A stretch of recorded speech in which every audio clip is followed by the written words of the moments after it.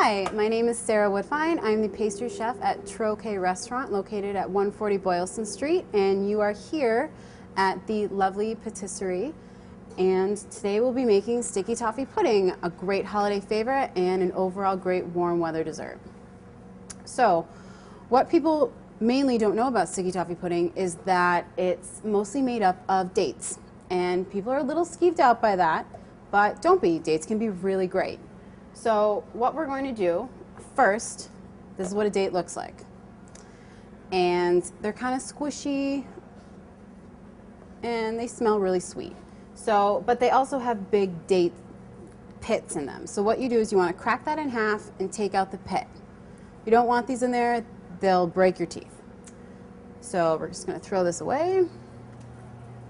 So make sure that you de-pit all of your dates before starting, and then we can start the process. So you take all your dates into a large sauce pot. Into that sauce pot goes the water and the baking soda. The baking soda is very important. It makes it rise, gives a little bit of oomph to it. So we're going to take our dates, our baking powder, and our water. We're going to put it on medium to high heat for about 5 minutes or until it comes to a boil. You want to let it boil for a few minutes afterwards. It's going to be a little strange. It's going to foam up. Don't worry about it. Just leave it. Okay, so next we're going to go on to the main batter. We're going to take our sugar, butter, salt, and vanilla. Place that all together, and what you want to do is you want to cream it in either a KitchenAid, or you can also, if you don't have a KitchenAid, you can also use a hand mixer. That will be just fine. You want to cream it with a paddle attachment as well. As this is creaming, you want to slowly add in your eggs.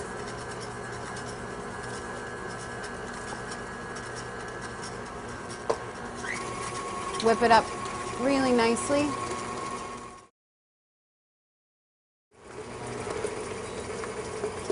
As this is creaming, you want to take off your dates. Put them to the side and don't worry about them. Just let them cool for a minute or so. Once this is nice and creamed, you want to add your flour.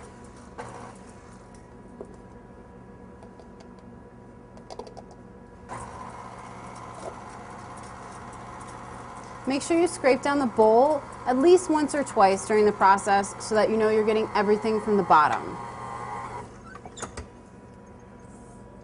This is just going to form a very dense cake-like mixture. And now we're on to creaming the dates into the mixture, which is the most important part.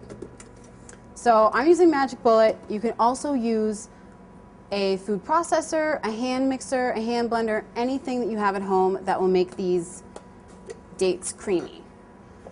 So now we're going to mix the dates up. What you want to do is you want to create a kind of a paste, I would say. It's really hot. Be careful.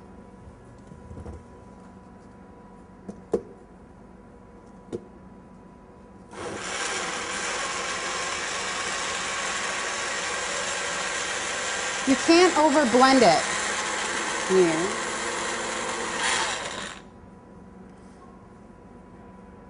There's no way you could over mix those, so don't worry about that.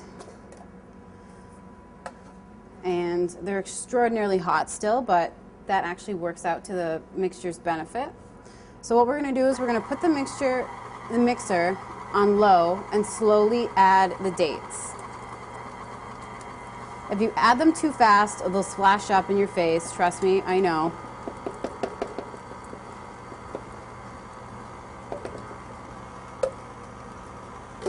Once all the dates are added, make sure to scrape down your bowl again. It's extraordinarily important.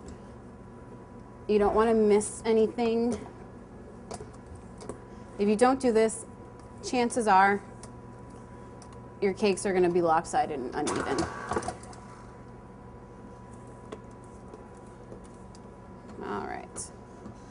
So now that that's scraped down, we're going to give it another little mix just to make sure everything's incorporated. And then we're going to take it off the mixer. So what you have now is a very creamy, brown, gooey cake mixture that doesn't look too appetizing, I must admit, but it tastes fabulous once it'll be baked. All right, so the next step is the actual baking process. Here at Troquet, I always bake them in little martini glasses, which is a little unconventional, but they work perfectly well. You can also bake them in ramekins if you like. You could bake them in bundt cake dishes. You can bake them in pretty much anything. This is a very universal batter. Always spray whatever container you're planning to pour the batter into pretty generously.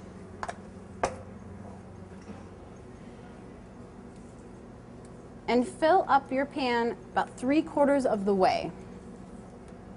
If you see little lumps, don't worry about it. It's just dates that didn't really get incorporated in, and it actually makes for a really nice texture. So you've already preheated your oven to 350 degrees, and you want to put these will bake for 18 minutes. Other ramekins will usually bake for 25. So while those are baking in the oven, what we're going to do is make our sauce. Our sauce is probably, I would say, the most crucial part aside from the dates for this recipe particularly, because let's face it, not a lot of people like dates. The sauce is what gives it its little bit of oomph. So you want to add equal amounts of brown sugar, dark or light, doesn't matter, your preference, and heavy cream. And all you do with this is you boil it for 5 minutes. You bring it up to a boil and you let it boil. So we've taken our puddings out of the oven. They're gorgeous and brown and firm to the touch. That's kind of how you know that they're done. We've taken our sauce that's come to the boil off the burner. What you want to do is demold them very easily because, of course, we put all that food release on it. And it's always going to end up with a bubble at the bottom. You just want to slice that off very gently with a serrated edge knife so it's flat.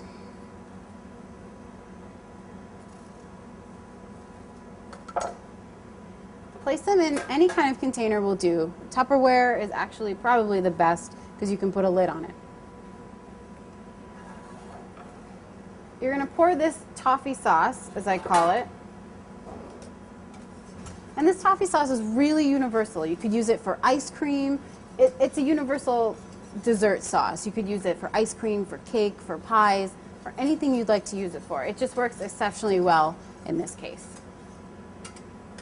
So you just want to pour it right over your puddings. Almost submerge them in it.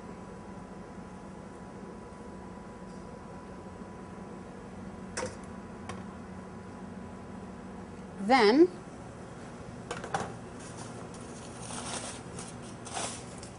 you should cover it with aluminum foil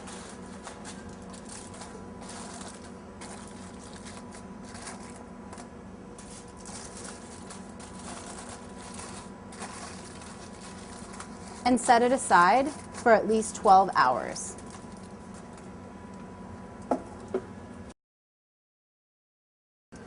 All right, so we've waited 12 hours. We're really anxious to eat this wonderful dessert.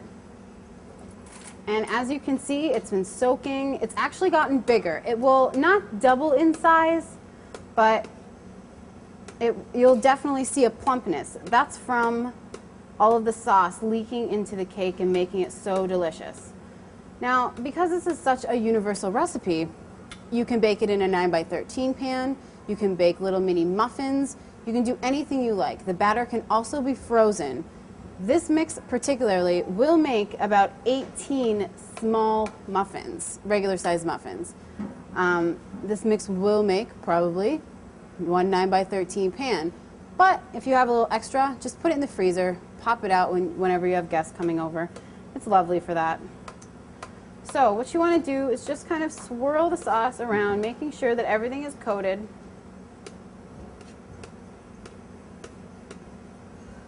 And it is. And now it's time to enjoy the fruits of your labor.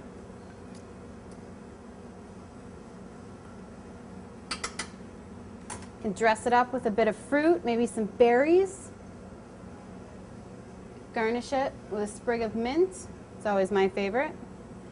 And who doesn't like malted vanilla ice cream? You could definitely put a scoop of that alongside.